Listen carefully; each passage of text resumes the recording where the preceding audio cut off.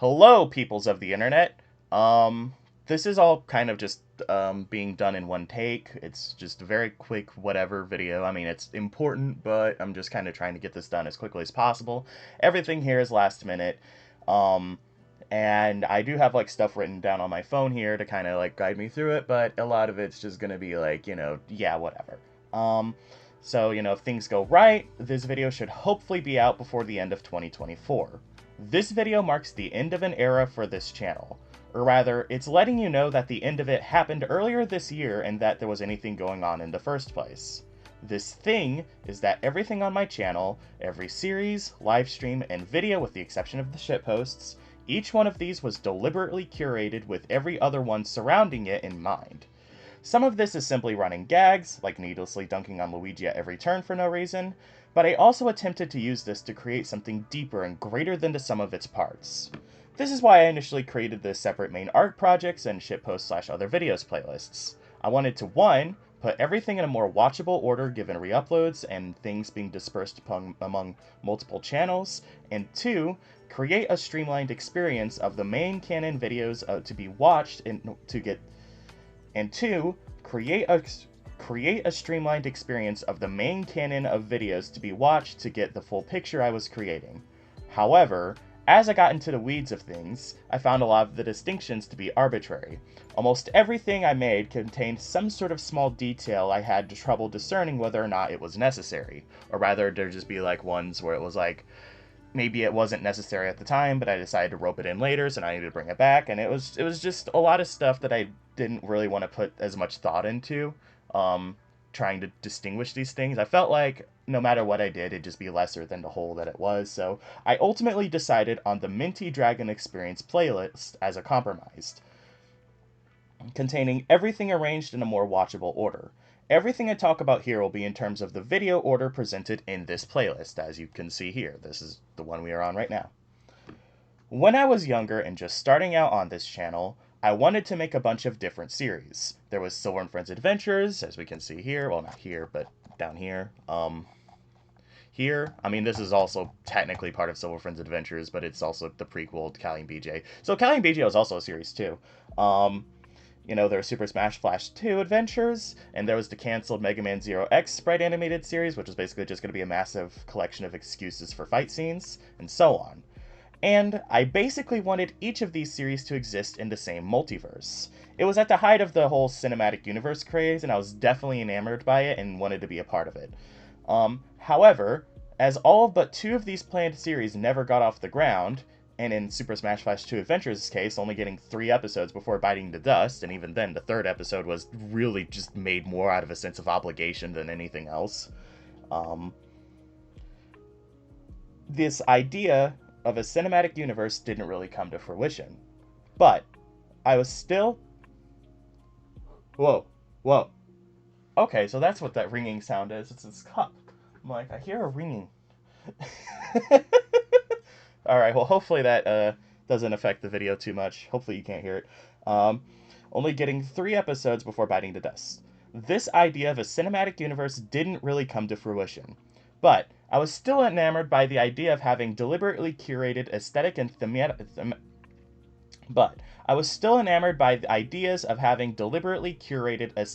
thematic through lines throughout an artist's body of work. Specifically, I would say a lot of what I ended up doing, as that I'll go over here, was very much inspired by creators like ContraPoints and Patricia Taxon. So I decided to treat everything I put out on this channel as a part of a much bigger art project. This channel became a deliberate project where everything was created in service of developing the aesthetics and themes I felt were in service of the meta-narrative surrounding what very much become this caricature of myself and my growth over time and such. I committed wholesale to this idea, starting with the video titled Rain and ending with the release of World 3 of The Mystery of Umber Marsh. We'll go ahead and go to that video now, what I'm talking about. Rain, it's way down here. Give it a second to load.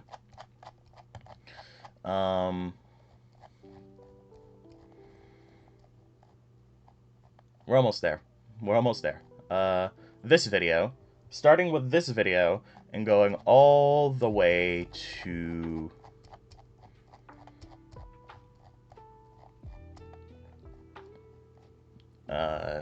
here. This should hopefully at one point be replaced with an actual playthrough of World 3. It's just I haven't recorded it yet because I couldn't do it on my old laptop because it just couldn't run Mario Builder hardly anymore. You saw that in the new laptop videos. But I committed, so the Mystery of Lumber Marsh set up the core themes and aesthetics that every other video blossoming out from it took. So basically, Mystery of Lumber Marsh acted as the core of this new era of videos, and every other series and some other just videos blossomed out from that, and it took the themes and aesthetics of those core themes and aesthetics of Mystery of Lumber Marsh and took them to examine and expand on them from different angles and to reach out to different but still connected themes and aesthetics with the live streams, often adding connective tissue and adding any missing details. Though I'd only consider that mainly in terms of part 1 of the final version of Supertastic Venture Quest onwards for that, as it's the most effective, but the earlier live streams still ultimately count, albeit shakily. So basically, this live stream, starting here, is where I really feel like, I really hit my stride in terms of what I wanted these live streams to be at this time here. Everything before this is still, like, canon in whatever sense there is for that. But they're not entirely necessary viewing, and honestly, I just don't really think they're any good. But yeah. These works were largely contained and connected amongst themselves, but they did occasionally connect back to the themes and aesthetics of the Silver and Friends Adventures era videos as well, which includes everything before the Rain video. So basically, while a lot of these like videos that I'm talking about here in this era, which we will call the Mystery of Lumber Marsh era, are mainly like concerned with themselves, and the core themes are very much tied mainly to Mystery of Lumber Marsh, there are topics that come up, especially in the later parts of this, like the Dinosaur Planet video essay specifically, that really do tie back a lot to Silver and Friends Adventures and the stuff that came out during this era, and also 2020, which is what I would just kind of say was like an awkward transitional period, but you know, still. I experimented with this idea back in the Silver and Friends Adventures era, this idea of everything being interconnected. Specifically, for example, let's just go ahead and find it. Yep, it's actually right here. There's a few moments in the Volume 2 pre-show reaction video that deliberately call back to Silver and Friends Adventures. This is going to be your guys' freebie, just to kind of get a sense of how this all works. There's the more surface level calling back to dunking on Luigi bit at the beginning of the video, but then there's also this part of the video where I talk to Jay about the show's poor handling of racism. Specifically, I make a point that in the conversation that is nearly identical in its wording to a part of what Darkness says in his response to Silver and Friends' apathy to his plights, reflecting the apathy groups with more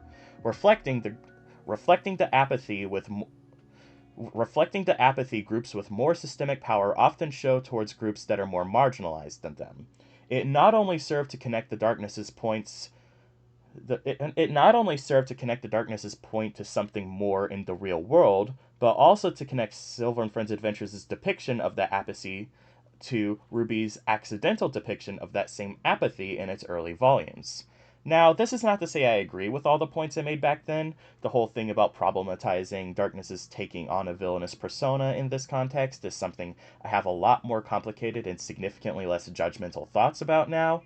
Nor do I recognize that this was a blatant attempt to desperately signal that I am not bad anymore. Something not entirely bad on its own, but definitely not gone about in a good way here. But this does show a proof of concept of how these connections work. I'd also add for like that whole bit about the Darkness, taking on that villainous persona thing, is that it's like, I just think like part of what I was trying to do was kind of to talk about it from like an, okay, this is like impractical sort of standpoint, but I don't think I really communicated that well. So it comes off a lot more judgmental than I think I intended then.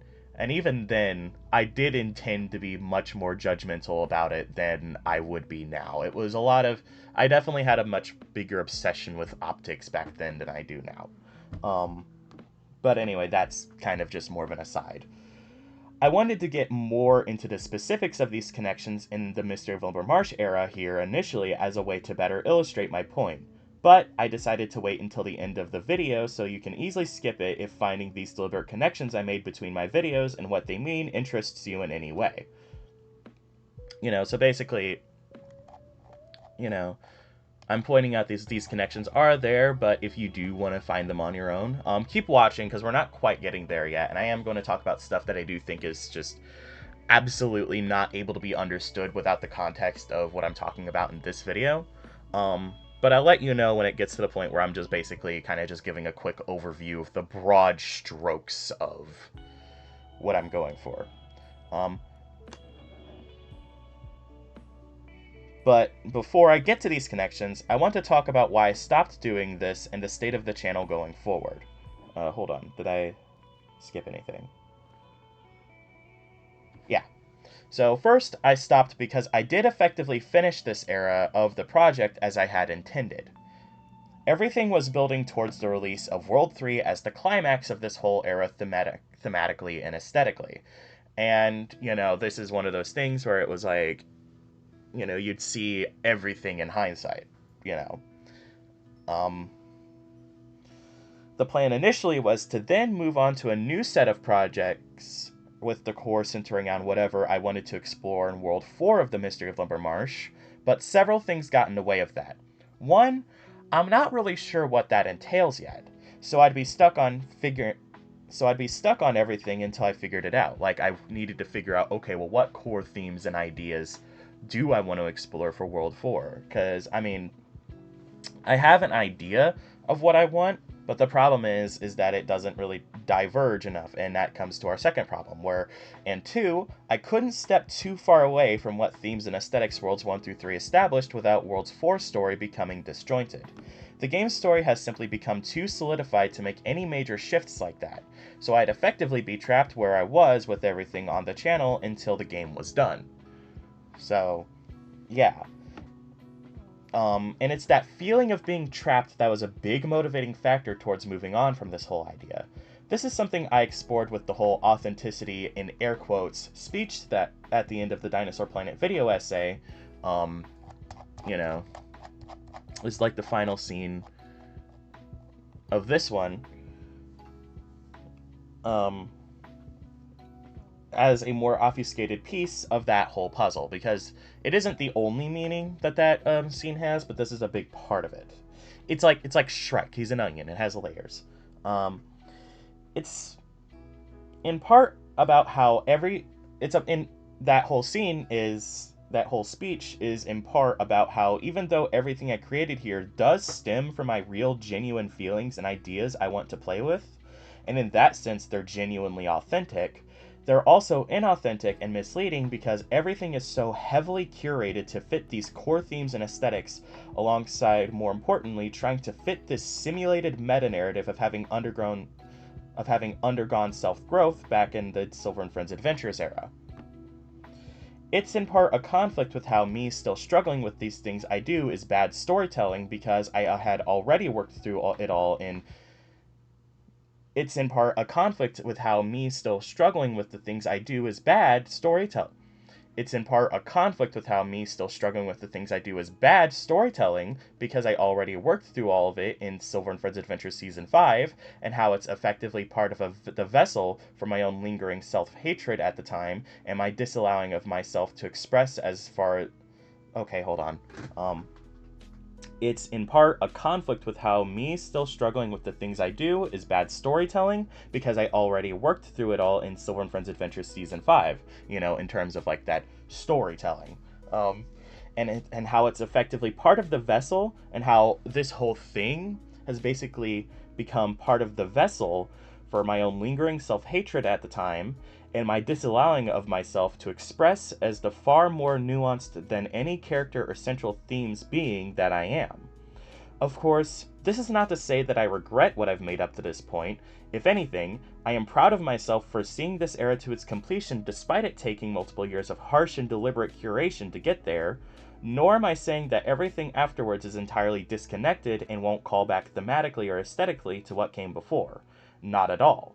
Simply on the basis that it's a useful tool for when I need it, and that I try to express myself in a way that is honest to my tastes and interests, there will always be inherent through lines in that they all still come from me.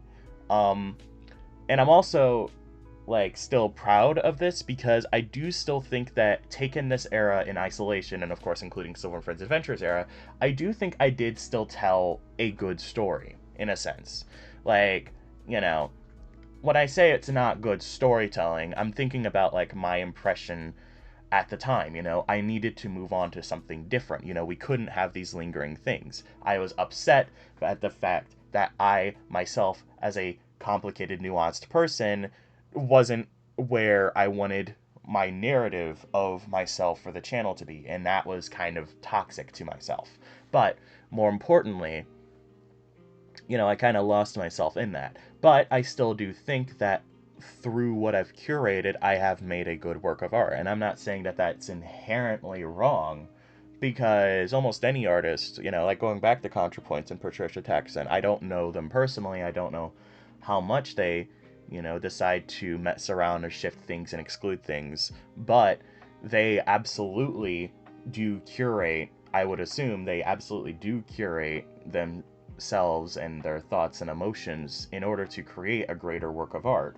Um, I still am for that, and I'm glad that I managed to do that myself with, this era, but I'm kind of done with that now. I want to move on from that and, you know, just be more myself. Um, and it's just that there won't be any curation anymore for the sake of a greater meta-narrative acting to create a satisfying story in that realm above all else. It's just that there won't be any curation anymore for the sake of a greater meta-narrative acting to create a satisfying story in that realm above all else.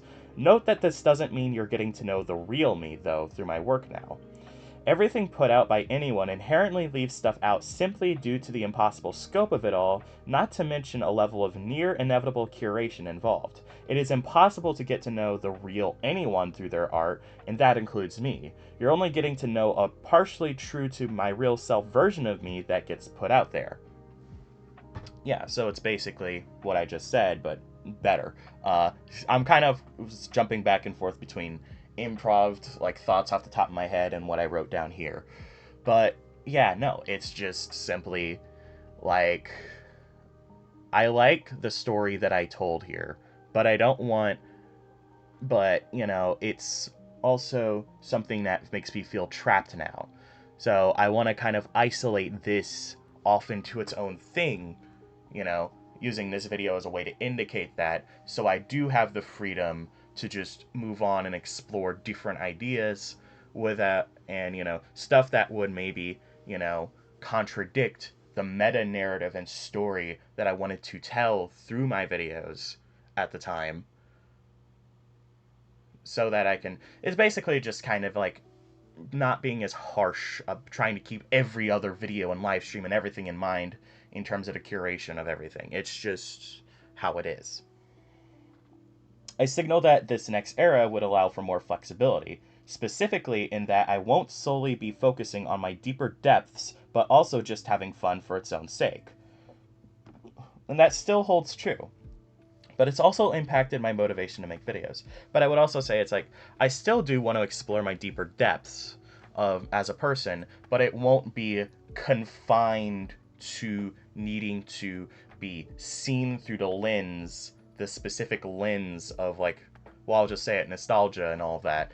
Because I think that's pretty clear that there's been a running theme of that throughout my channel. I'll get more into that later. But like, through the core themes of The Mystery of Lumber Marsh, as a way to analyze myself and my deeper thoughts, it allows me to kind of express myself in more unique and different ways. And that includes deeper depths as well as just the more fun sides of myself that doesn't have to attach itself to what came before as deliberately in an artistic way, I guess. I know I keep kind of saying the same thing over and over again, but I just really want to try my best to emphasize what I mean here. Um, but anyway, as I said, and that still holds true, all of this, this era of flexibility, but it's impacted my motivation to make videos. A big part of what kept me going with that is, on the surface, the more normal YouTube content I made was that it was all in service of this greater thematic whole in its own way. Except for the shit posts, but those were quick, easy, and fun to make, so whatever, they were fine. I'm not gonna say the bearable really means much of anything aside from maybe just kind of having a bit of commentary. So I would say actually, something like stew, this doesn't really have any deeper meaning. This is just silly funness for its own sake. I mean, okay, being paired at Thomas the Tank Ensign's grudge with James doesn't mean anything. That one. This one kind of does at its placement at the beginning of the year. We'll get to that. But this doesn't mean anything. I mean, it was basically a way for me to kind of test AI voices, because this is before it was oh shit, this is really bad. But yeah. But now, without that sense of it being a part of, yeah, you see, this thought process here, what I just went through, is exactly what I was talking about. This is the exact reason why I did the Minty Dragon Experience playlist, because I was like, oh, but then this kind of has this whole thing going on, and this, they're all kind of meaningful in their own ways. It's just some of them were definitely had much more thought put into them in terms of the core themes and story I wanted to tell overall than others. But everything I made was, at least made with the idea of to hopefully not contradict it. Because I would also say, a big part of it too is that it kind of confined me to the past. I've gone through a lot of different stuff, and I've changed a lot as a person. Like I said, and if early in 2024, and I mean, I moved out of here in mid 2023, but then 2024 kind of just sold the deal that, the farm isn't really a part of my life anymore. But I made that a big part of my identity here, and it was a big part of my identity at the time. But now that it's not really that much anymore. I have to kind of find myself and reestablish all of that, and being clung to this past, while it is still always going to be a part of me, obviously, it's just the simple fact that I can't, it feels confining and trapping to, it keeps me confined to this when I'm trying to explore other things, and this is basically just a way for me to break away from that and be like, hey, it might drastically change some things, but that doesn't really aesthetically and artistically fit, but this is just who I am authentically now. It's different, And I don't really want to try to make some artistic transition between things. I just want to be able to, in my own real life, just kind of organically understand myself and grow as a person without also having to be like, okay, but how do I translate this into this curated version of me online?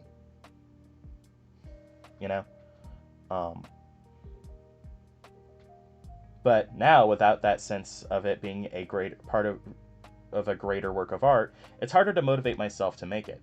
I feel drawn towards telling stories with characters and exploring ideas and themes with my work. And the most creatively satisfying thing I'm working on right now is The Mystery of Wilbur Marsh, because it is very much that.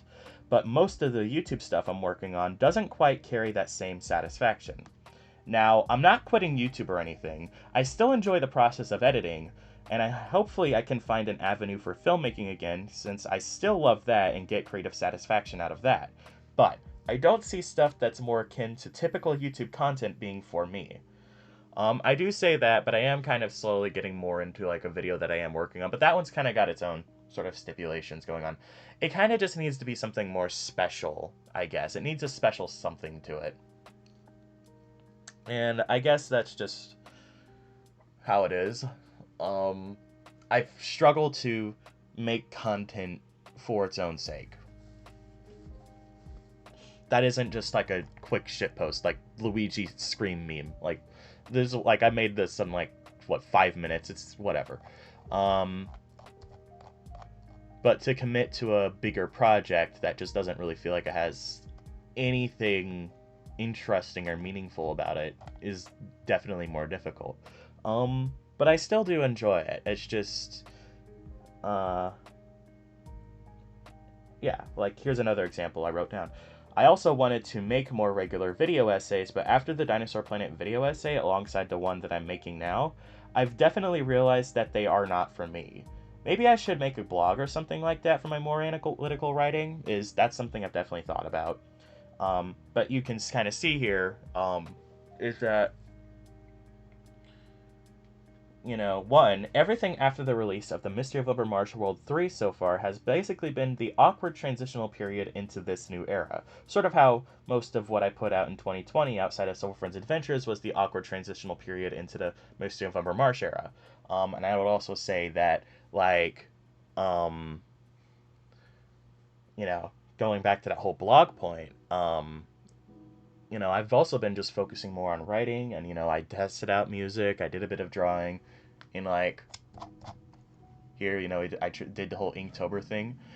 I'm still definitely going to be making art, I just don't think YouTube is necessarily going to be as much of a main focus for me anymore, because I did complete the big art project I wanted to do with my channel, and, you know, I was like, oh, I'm going to do another one now, but it's like, I kind of want to try different things, and I think that's really what I'm trying to say, too, is that, like, I'm not going to stop making videos entirely, because I do enjoy making videos, but my main focus artistically is probably going to shift to other places. And, you know, that's just how it is. So, for anyone wanting to discover and come to a complete understanding of these thematic and aesthetic connections completely on their own and completely find their own unbiased meaning in them, you should stop watching now. As for everyone left, here's a surface level overview of the broad strokes of what I was going for. Yeah. Starting with Rain and going all the way to Beauty of the World, Serenity. And this is probably going to be the one that's like the most messy in terms of improv, because I've really...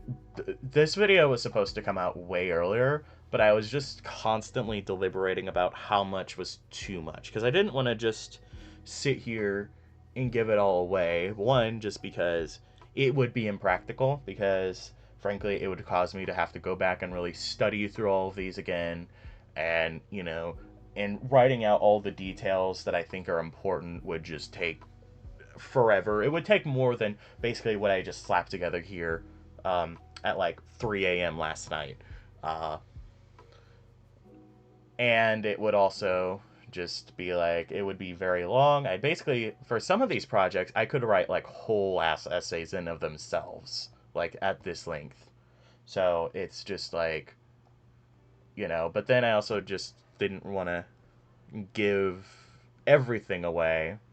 So, like I said, this is really genuinely serious. If you don't want this stuff ruined for you effectively, the joy of discovering what it all means, please stop watching. So yeah, here we go. Starting with Rain and going all the way to Beauty of the World, Serenity. These and the ones like them are in the Nature series, which is honestly the most ill-defined thing, but basically if it's just like, oh, look at this pretty cloud or whatever, it's a Nature series video. Throughout the Mystery of Lumber Marsh Worlds 1 through 3, there's this emphasis on the prettiness of things. Specifically, and, you know, part of that is nature in World 1's case. So, you know, let me just look at this and see.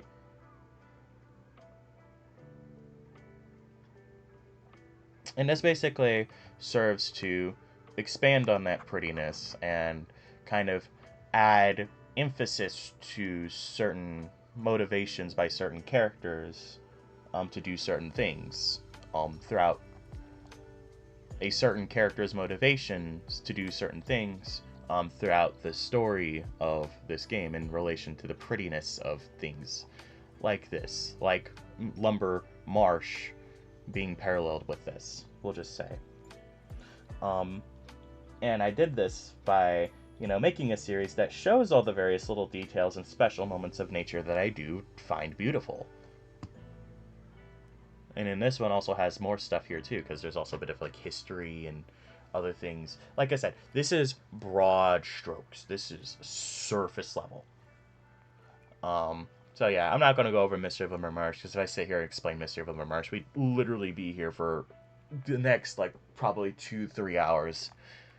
Like, every level I could probably talk about for at least half an hour. Because there's just really so much that goes into it. The Spider-Man dancing GIF video connects to the use of noise music and how it goes with its, highlights part of the meaning of having used the noise music in the first place, specifically hinting at how you can still find maybe something in the madness, or maybe the final remnants of, or maybe it's the final remnants of any structure left. It's something there for you to kind of interpret maybe one way or the other. There's no clear-cut meaning to it. And that's another thing too, is that a lot of this is really vague. Like I definitely put consideration into everything, but I'm not going to sit here and say that everything was super hyper deliberately planned out, especially the stuff in 2021. So there's definitely kind of a lot of stuff where it's just more vague and vibesy and up to interpretation. But yeah, no. Like I said, maybe one day in the future, if I feel like it, I might go through all of this in super detail and like explain it all. Maybe like when I'm like really done with YouTube or whatever. I don't know. So yeah, we've got this one, and it's basically just there to highlight that, you can still kind of get that beat. Making friends with Nemesis the Goat, yeah, down here, is a part of the nature series. But it's also part of me showing off my farm life at the time, a la anything in any video showing it up to this point. But this was me diving more into it. This was part of me diving more into it, and just kind of the nature and the area and all that stuff. Because, it was a big part of what gave meaning to myself and my life at the time, contributing to the care and well-being of these animals. And, the story told in this video, how it's told and the details of it, you can figure out for yourself. But it basically, the simple story of, here showcases the foundational antidote.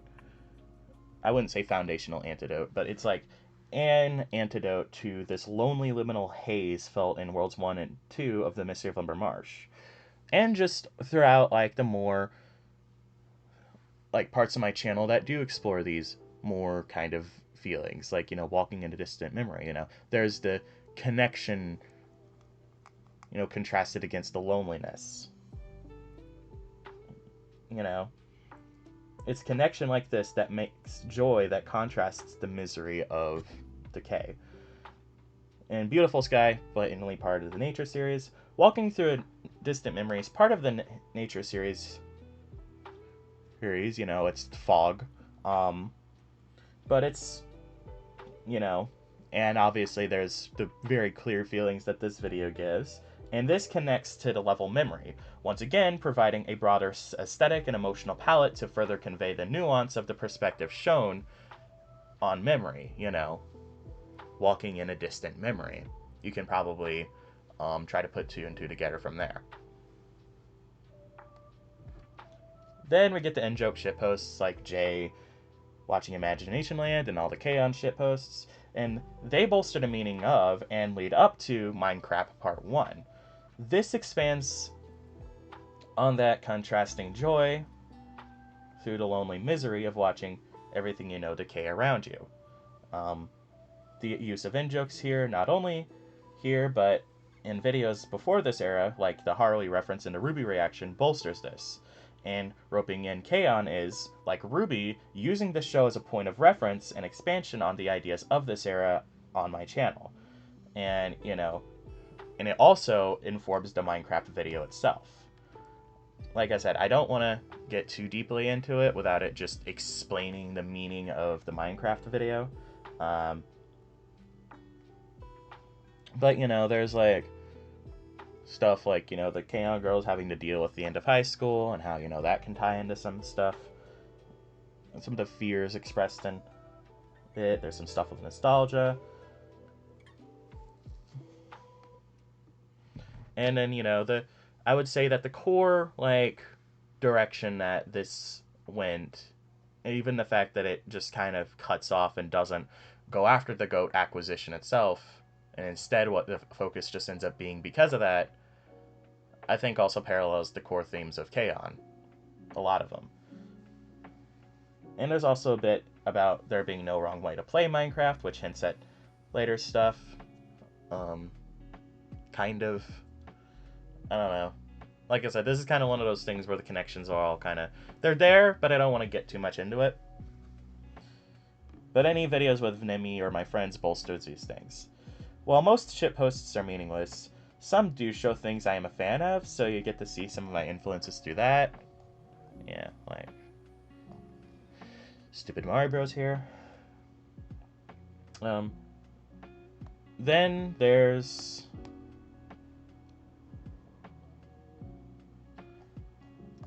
these videos at the beginning of the Dinosaur Planet playthrough. We'll get through more of them as we go on, but... You know, the CRT filter is called a nostalgia filter, as to play in the perspective of the core themes surrounding nostalgia and all that. Specifically, you know, in the description of these videos, I put read the description for a reason. And, you know, it's a preservation attempt against what could end up being lost. It's yet another angle on the same ideas presented in World 2, like it does on nature and art. You know, you can dig into that. And the path ties into the 1996 tapes. You know, just kind of the emotional experience of this video and what it shows, I think kind of aligns with this. And the 1996 tapes tie into these core themes mainly through its ideas expressed about game design and, you know, how game design is kind of used to talk about bigger issues. And also just bigger topics like neurodivergence. Hopefully providing a much better perspective on the latter than Silverfoot's Adventures gave, showing my growth as an autistic person myself. Once again, we've got that meta-narrative aspect. And I would say, I mean, it's not necessarily bad that I showed that growth in of itself, but like I said, once again, there's that deliberate attempt to be part of this narrative as well. And it's also noting, like, this sort of queer beauty that can come from the boundless potentiality of chaos funneled through structure, which is expanded on greatly in the Dinosaur Planet video essay. So, you know, many of the topics here, and I would say throughout a lot of the stuff I made during 2022, really does tie a lot into the Dinosaur Planet video essay, because this was also, like, when I was developing it, so that's where a lot of it kind of is. The Sentimental Fast Food tier list reflects the GTA 5 Armageddon video at the beginning of 2022, you know, in a sort of full circle kind of way, and also being a similar holiday thing about friendship, the big finale for the year. It also reflects the Minecraft video. Once again, more aesthetic layers and emotions to add to the nuance of the themes of, like, this other side. You know, like, I think that it's like the sentimentality is kind of like the big idea here. Of course, you know, there's also just the comedy of the dark comedy of it being a sentimental thing about fast food chains, but, you know, once again, don't want to get too deep into the themes. I wanted the channel to have the tradition of ending the year with a big video like this and beginning it with a shitpost. Like, as we can see here, we end with this, we begin with Stu. You know, we end with this, we begin with Reverb Fart. In 2023, I kind of, 2024, I kind of did this. You know, we have the video essay, even though it doesn't quite traditionally fit what I wanted the type of video to be. I wanted like each one to be kind of like a more of a sentimental, reflective one to kind of reflect the time of year. This one didn't quite meet the mark exact of what I wanted, but I still tried to begin it with a shitpost. I'm not going to continue this tradition. If it happens, it happens. If it doesn't, it doesn't. Clearly this year, I'm not, like, the big video is just me rambling about this for an hour. So, yeah, and I stopped after the Dinosaur Planet video essay due to my exhaustion with the whole thing. The tech nostalgic playthroughs. Okay, so this one is actually like something that's actually kind of important, because this is one I kind of fucked up. I'm not gonna lie. If I can find them. I'm still happy with the videos themselves. It's just specifically the use of the word tech nostalgia. Where are they? Where are they? Because, yeah, no, like, I mean, honest, if I'm being completely honest, like, this Wave Race video is definitely just, like, one of my favorites. It's such a therapeutic one to go back to. It really does. It's, like, it's so nice. But, you know, I need to finally explain what this is all about. If I remember, I'll include a link to the paper on tech nostalgia that I've used to kind of come up with the idea in the description for more information. But in short, the paper talks about the comfort brought about by nostalgia, and how it is used as a tool by conservatives to get people on board with right-wing movements. There is also the connection between nostalgia and fascism. Look at how the Nazis were obsessed with the past. This is not necessarily talked about in the paper, at least from what I skimmed through for preparation of this video. But it is definitely relevant to my work here. It's definitely something I thought about. The paper talks about a concept known as nostalgic disavowal, and the context of the imposing forces of technology, and how they are disavowed in media, by the media, you know, shows and movies and other stuff, that kind of media, that how they're disavowed by recuperating the technology into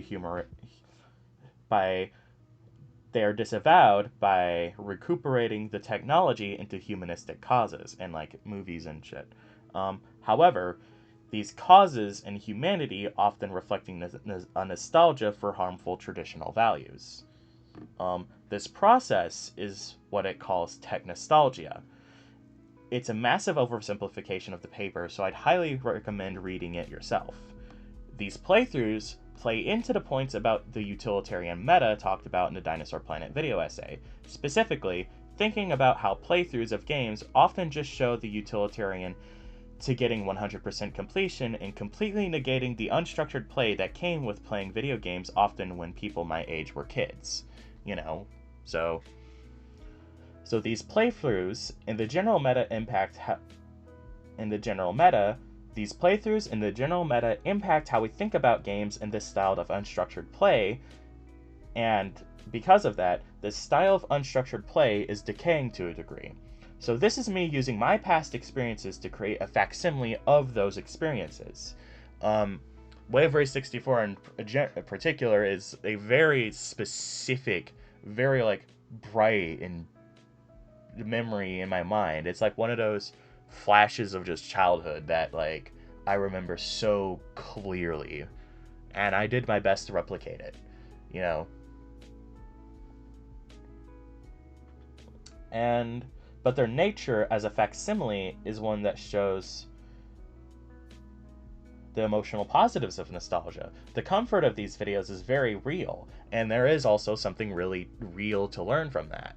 Maybe, I don't even know if it's like, it's informed by nostalgia, but it isn't entirely. See, this is kind of where things kind of get messy, because it's like, you know, it's informed by nostalgia, but it's also kind of like its own thing. Like, it's more than that, because it's also kind of, you know, showcasing a style of play that I think doesn't really get shown as much, because it's like, of just how gameplay is nowadays. And it's also just kind of like one of those things where it's like it's a very specific kind of thing, because there's a lot of people who will just like make videos about playing games in all kinds of weird fucked up ways. It's really honestly something that's kind of dated too, in terms of that commentary. I still think that these videos are good because of just the certain experience that I think a lot of people are nostalgic for, that it captures. And and it does like highlight the comfort of that. I still think it does work in that sense, because once again, it's showing kind of the more positive aspects of nostalgia. But the comfort of these videos is rather close, and how lessons can be learned in a sense, I guess. Looking to the past in order to see what was lost, or maybe being lost, but they glorify nostalgia as well, hence the contrast with the use of the term tech nostalgia. And also, this is where I say I throw my hands up and say I fucked up.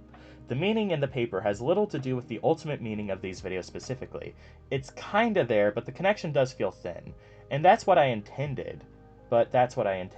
Like, there's a saving grace in that it's a topic relevant to the themes of Mystery of Evermarsh, but it isn't one that the game really explored, as I largely forgot about it by the time I got to writing World 3.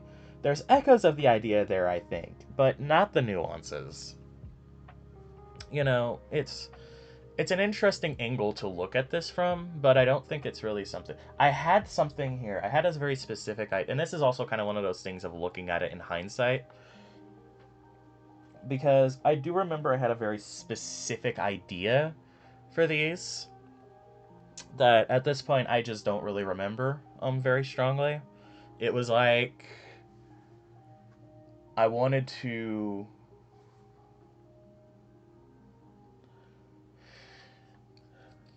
comment, because it's like clearly, I think it's just like I like the name too. It's like tech nostalgia. It's like nostalgia surrounding technology, and there's sort of going back into the past, the purity of it all compared to the technology, and algorithms and, videos and stuff of nowadays, and how it kind of fucks things up. Like, there's the parallel is there, but I think it doesn't really kind of like quite get to the, and and I think like that parallel and process is there in these videos. So in that sense it does fit, but it doesn't quite come with the critiques either. But the critiques came with World 3, because World 3 kind of does show that other side of things that can go wrong. Spoiler alert, I guess. World 3 of the Mystery of Evermarsh kind of shows like how many things from the past can often be, in narratives and such, can often be kind of harmful. But that's on the deeper level that I think people can really think about. So, the Dinosaur Planet playthrough and video essay synthesizes many of these different aspects: the contrasting joy of friendship against the lonely liminality of the more unfinished aspects of the game's perfect oscillation between an investing alive world and an empty, liminal, unfinished game that is broken and chaotic. It connects the notion of queer beauty talked about in the 1996 tapes, really zeroing in on trying to understand it. And all of this the queer beauty of like brokenness and decay and entropy even,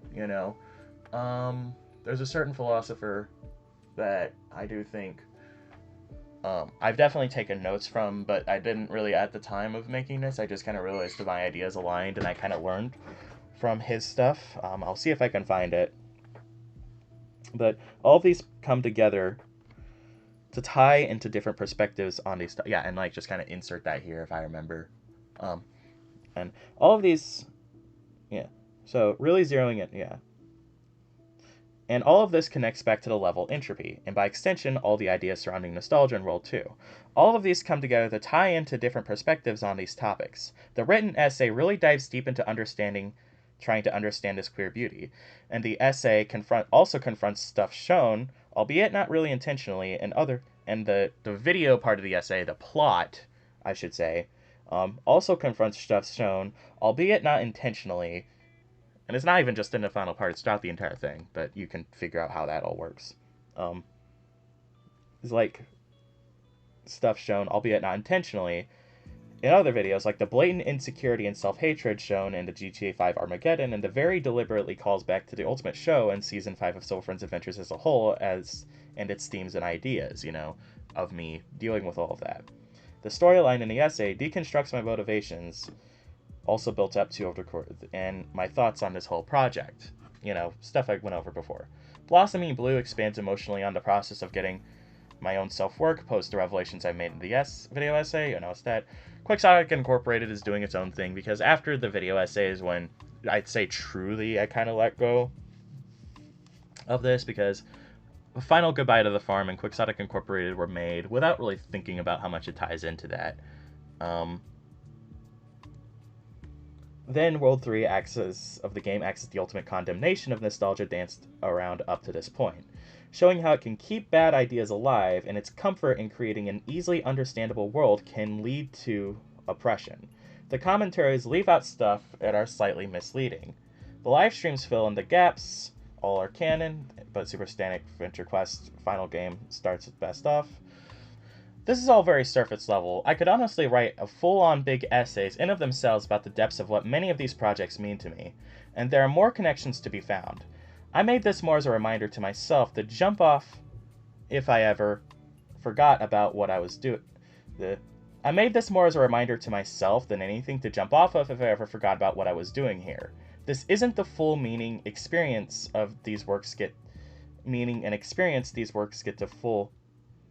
This isn't the full meaning. Experience these works to get the full meaning, which is honestly beyond me even in its true totality in this moment. Like I said, all of this was written as me just kind of going kind of off the cuff from what I remember, which was deliberate because once again I didn't want to go into too much detail.